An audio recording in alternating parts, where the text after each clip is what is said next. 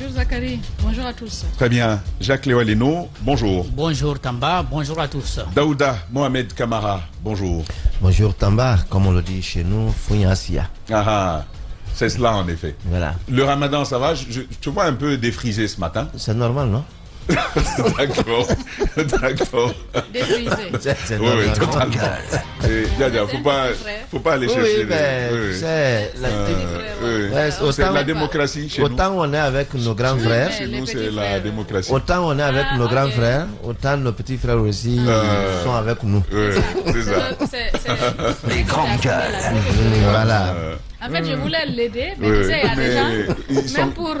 Ils sont non aidables. D'accord. Djiba Milimono, bonjour. Et Félix, qui était très avancé sur le dossier Erguiné, va le laisser à Ousmane Gawal. Quand on sait qui est Ousmane Gawal, Ousmane Gawal, il nous a promis quand même que ça va... Parce que normalement, ça doit être un fait cette année. Concrètement, le bilan de Ousmane Gawal, c'est quoi? Est-ce qu'il n'ira pas demander des comptes assez lourds pour récupérer l'ancien plutôt Erguiné avec chez nous? On ne sait pas. Ousmane Gawal a quel bilan finalement? Les annonces. Mais je vous l'ai dit, moi je vous ai résumé tout ça. De tous les départements par lesquels il est passé, de tu sais ce qu'on appelle en Soussou ou en Malinké, Fous. Tu sais c'est quoi? Fous. Tu sais Fous c'est quoi? C'est zéro. En poulard, donc c'est la même chose. Ah ben donc voilà. Fouille. En malinké, c'est fouille. Donc c'est fausse. Fausse pour moi, le bilan, c'est cela. Faux de fou. Faux de fou. Les grands gueules. Franchement, chez nous, c'est vrai, on a ces expressions pour aggraver la chose. Même si tu ne parles pas qu'ici, quand on te dit, bon, on a faux de fou, tu sens qu'il n'y a rien dedans. Il n'y a rien dedans. Qu'il y a du vent, tu vois. Ou quand le malinké, il finit par te dire, tu lui parles, il te dit, ouf! Tu sais, c'est fou à l'envers. Ouf! Mon fou! Quand le malinké, il te dit ça, franchement, non, il n'y a plus rien à faire. Mon fou, c'est encore... Non, ouf, mais quand on te dit ouf... Mon fou, c'est encore mieux, mais quand on te dit mon colon... Non, là, c'est autre chose. Voilà, ça, c'est autre chose. Mais quand on parle de toi comme ça, on dit ouf! Ah, c'est que c'est même pas la peine. Les gars, ce bilan-là, honnêtement, au Télécom, les puces... Je pense quand même que les puces Guinée Télécom, on nous avait dit que c'était déjà un essai à Kaloum et dans certains endroits, non? Oui. C'est quand même bizarre. Vous êtes sûr que nos numéros actuellement, ce n'est pas ça? Parce que c'est compliqué. Est-ce qu'on nous a pas fait basculer sur Guinée Télécom? C'est quand même bizarre parce que Ousmane Gawal, il est quand même donné comme quelqu'un qui connaît les télécoms, qui aurait du potentiel et qui aurait pu le mettre en valeur. C'est pas malheureusement l'avis de beaucoup comme ça qu'il est présenté. Que nous connaissons. Moi, j'aimerais bien qu'il publie son diplôme. Ouais, je pense moi, j'aimerais bien qu'il publie son diplôme. Oui, parce qu'il nous a enfariné avec des études menées tantôt. Moi, je me rappelle d'une discussion comme ça avec lui, l'étude menée en Grande-Bretagne. Je ne vais même pas dire le nom de l'université, sinon vous allez vous étiez sur moi. Et on aimerait bien. Et malheureusement, il n'y a pas que lui. Il y a beaucoup de gens comme ça qui sont arrivés avec des titres ronflants, des diplômes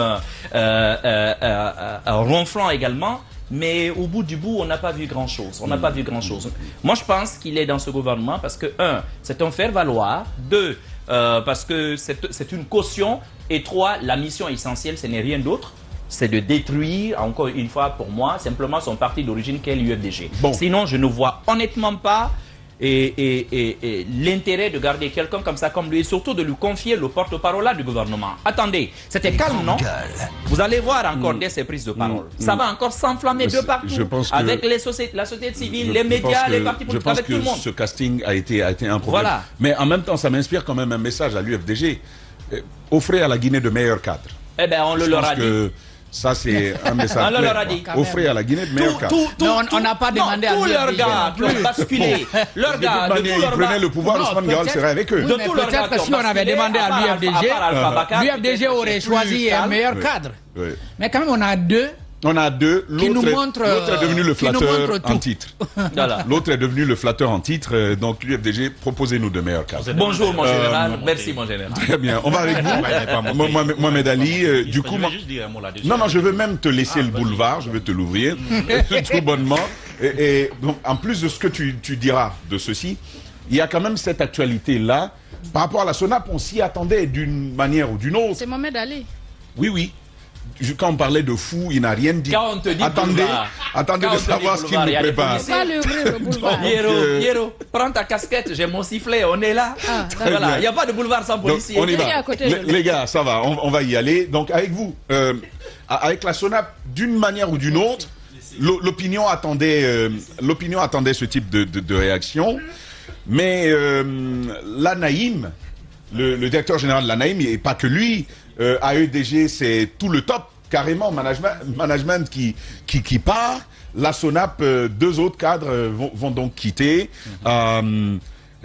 Est-ce que finalement, on se dirait pas finalement? Oui, mais je pense plutôt qu'ils sont victimes d'un coup de circuit qui devrait emporter normalement les responsables du régime par ce qui s'est passé. Vous l'avez remarqué la dernière fois dans tout Conakry, il faut le dire ça comme ça. C'est quand même, ça fait quand même longtemps qu'on ne voyait pas des quartiers comme Kamayenne, comme des quartiers sur l'autoroute sortir manifester et jusqu'à ce que des policiers et des gendarmes viennent tenter de régler la situation. Je pense que ce qui avait démarré là, eh ben, il y en a qui devraient payer. Ça devrait commencer par ces directeurs généraux. Mais je voulais commencer par ce qu'on a vécu durant le week-end, parce que les passations de service a continué jusqu'à 22h le samedi. Il fallait installer tout le monde, et malgré cela, c'était pas encore fini. Donc du coup, il faut... Vous avez parlé d'Ousmane Gawal. Évidemment, Ousmane Gawal était à l'urbanisme. On connaît un peu. Il était au télécom. D'abord à l'urbanisme. Tout au départ, oui. D'abord au départ à l'urbanisme. On sait ce qu'il a réussi à faire là-bas. L'histoire retiendra quand même. L'histoire retiendra que c'est lui qui était ministre de l'urbanisme quand on a pris Selou et Assidi à leur maison. Il était encore ministre. Après, il est venu au télécom. Mais j'ai l'impression qu'au ministère de la télécommunication, il n'y a qu'un seul projet, c'est le projet Sotelgui. Tout ministre qui arrive... Projet Guinée Télécom. Guinée Télécom, bon, Sotelgui. De toutes les façons, Guinée Télécom, on n'a rien vu encore. Et Sotelgui, ça a existé. Mais il y a eu le projet brouillage et coupure internet qui a été sur ça, ils ont sorti. Ça, c'était pas un projet. Ça, c'était pas un projet. C'était son projet présenté au début. Bon, au départ, ils ont communiqué sur Guinée Télécom, ça va venir. On nous a même présenté des puces. On a dit les tests ont été effectués dans Kaloum. Les 4G. Tu as vu des puces ou tu as vu des photos? J'ai vu des des infographies. Tu as vu les puces? Oui, j'ai vu 3 puces personnellement. 3 puces? Oui, j'ai vu 3 puces. Donc on a vu des puces. On nous a dit que ça viendra avec la 4G. On a vu des reportages sur la RTG, etc. On a vraiment cru que Guinée Télécom ça va venir, mais finalement c'est pas venu. Et donc Ousmane Gawal ne sera pas celui qui fera venir Guinée Télécom. Mais malheureusement pour lui, on a mauvais souvenir parce que depuis qu'il est à la tête de ce département, tout se dégrade. Que ce soit la téléphonie, que ce soit la télécommunication, que ce soit dans les médias, tout ce qui est, que ce soit Internet, les grandes gueules lié à son poste, à son et ministère, même les libertés, et même les libertés publiques liées à ces libertés. Et ces déclarations n'ont pas aidé. Donc on n'a pas bon souvenir d'Ousmane Gawal à la tête de ce département. Maintenant, là où il va, je trouve qu'il y a un argument politique qu'il pourrait développer. Parce que vous avez vu sa promesse, c'est de ramener Air Guinée. Ousmane Gawal va ramener le Air Guinée que Selou Dalé est censé avoir vendu. Au moins tu m'as compris. C'est un argument politique qu'il pourrait bien développer. Donc, peut-être qu'il va tout faire pour essayer quand même de construire un argument. Je ne dis pas de faire venir la compagnie. Mais c'est déjà fait, Félix. Mais c'est déjà fait. Le business plan est déjà là. C'est pratiquement bouclé ce projet. Félix ne tirera rien au profit de cela. Sauf que là, c'est presque là. Oui, même si c'est presque là, on dira toujours, pour le moment, vous n'avez pas Air Guinée. D'accord. Donc, si Air Guinée vient, Ousmane Gawal, ministre, s'il vous plaît, c'est Ousmane Gawal, quoi. On dira que c'est l'eau a vendu l'avion et Ousmane l'a ramené. Donc, avec cet argument, il est présidentiable. Même si c'est avion, qu'est-ce qu'on nous ramène? On va l'écouter, Marin, on va l'écouter. Allez-y. Allez-y, s'il te plaît. Je vais couper ton micro. Allons-y. Merci pour son micro, parce qu'il ne me poussera pas. Tu vois, ça vient naturellement. Tu ne vas pas me pousser dans Marin. Donc, je suis en train de dire que lui, il peut développer. Oui, j'ai changé. Il faut changer bien. Il n'y a que les imbéciles qui ne changent pas. En fait. Laisse mon micro ouvert. Allons-y. Donc du coup, je pense que là, il a quelque chose à jouer, certainement. Erguiné, quand ça arrive, les bénéfices politiques, c'est pour Ousmane Gawal. Il y a aussi des passations dans d'autres ministères, comme les ministères de l'enseignement supérieur, notamment, où Alpha Bakar a repris la main avec la dame Diaka. J'ai assisté à ça. J'ai trouvé que c'était assez bien. C'était assez bien. Je trouvais que ces deux responsables d'État qui se suivaient, ou peut-être même qui ont travaillé ensemble, parce qu'on sentait la complicité même dans les discours, dans les projets, on a largement compris ce qui s'était passé. Contrairement au ministère de l'enseignement pré-universitaire, où l'ambiance était morose, on avait l'impression que les gens étaient en deuil. Guillaume qui partait, M. Seydi qui arrivait. C'est Seydi dont on dit pas mal de bonnes choses. Hein. Oui, pas mal. Je ne le connais pas par ailleurs. Oui. Sur ce que j'ai pu lire sur lui. C'est un administrateur scolaire.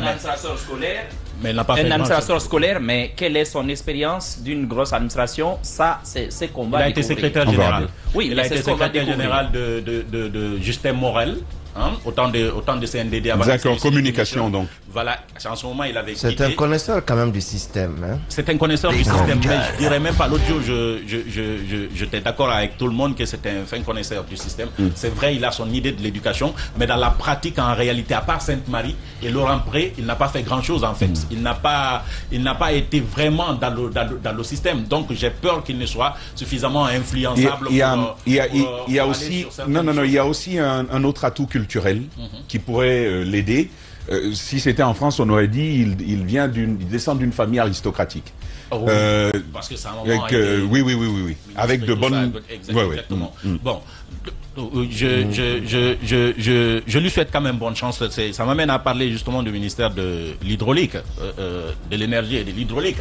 À la passation de qui l'électricité a été coupée. En tout cas, le courant est parti, on a été obligé, on est resté dans le noir et après on a repris, etc. Donc, M. Aboubakar qui quitte la SEG, la direction générale de la SEG, pour monter directement au niveau de ce département.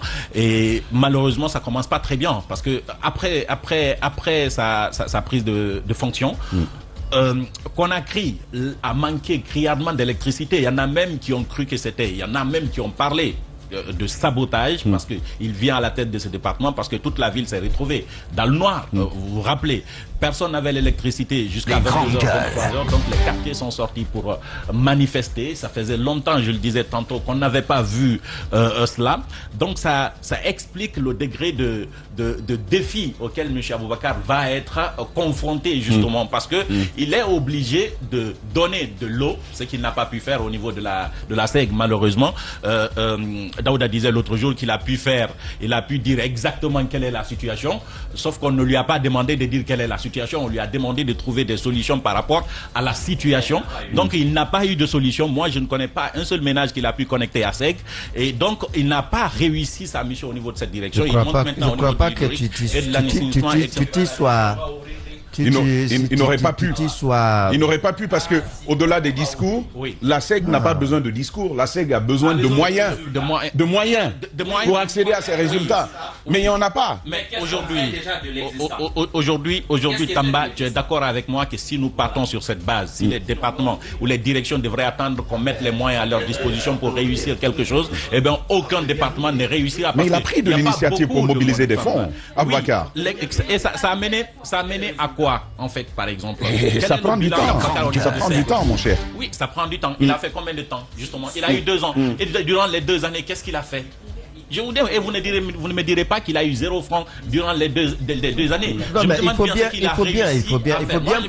bien prendre le tableau pour apprécier. Je me souviens beaucoup plus des tweets d'Aboubacar que de son bilan.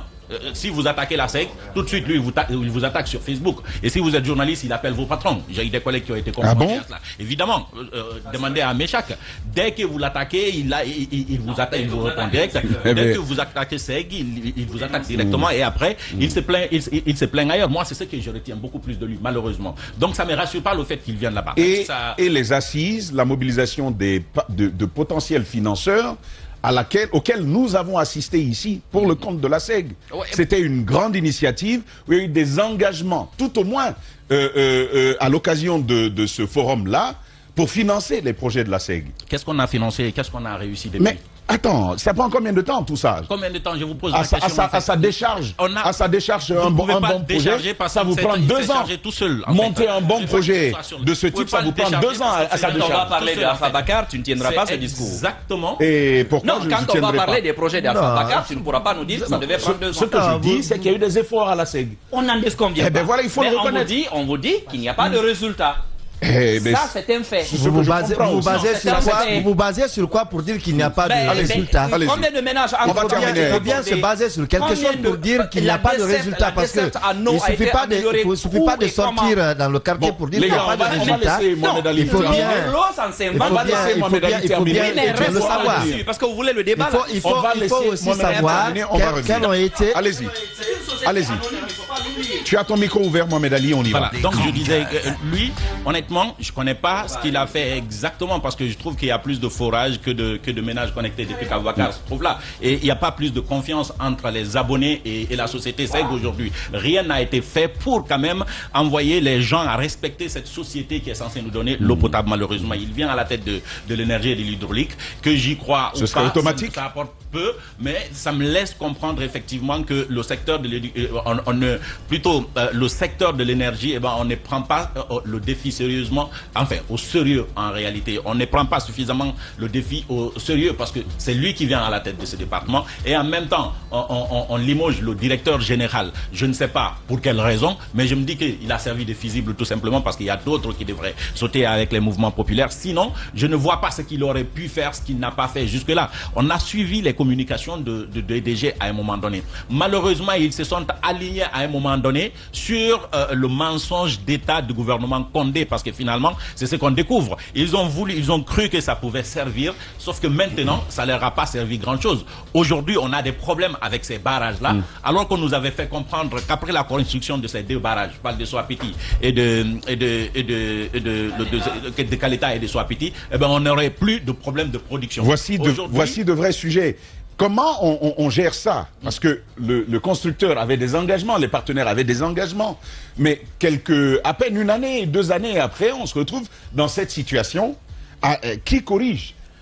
Tamba, on nous avait expliqué, je me souviens très bien à la construction de ces barrages, on nous dit, aujourd'hui le problème en Guinée, c'est qu'en période, en saison sèche, la saison sèche correspond à la période d'étiage en réalité. Vous n'avez pas d'eau, donc les turbines ne fonctionnent pas suffisamment, on est obligé de les éteindre. Ils ont cité les barrages de Kenkon, de Tenkeso, de Garafil, etc.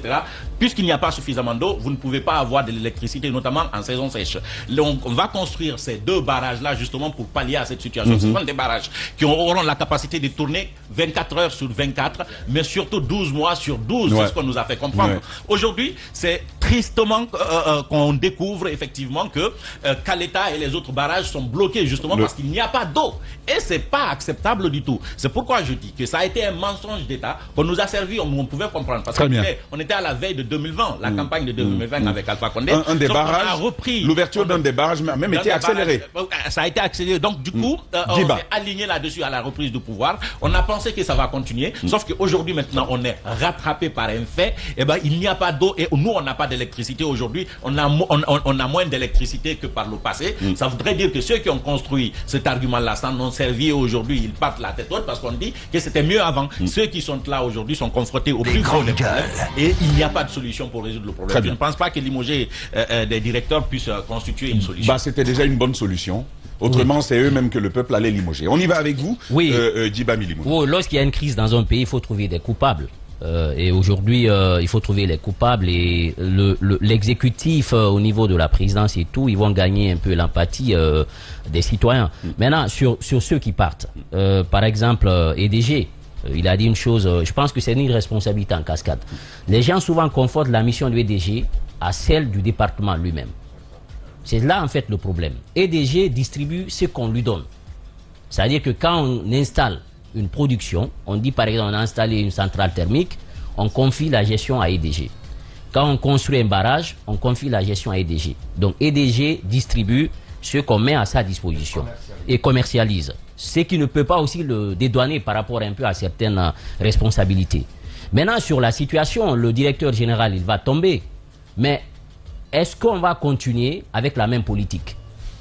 Parce que je pense qu'aujourd'hui, ce n'est pas forcément un problème d'homme, mais c'est la politique qui est mise en place dans le cadre de la fourniture de l'énergie en République de Guinée qui pose véritablement problème. Et ça a un nom, Djiba. Il n'y a pas d'argent. Il n'y a pas d'argent. Pour payer les fournisseurs de fuel. Et donc, on n'en a pas. On n'en a pas.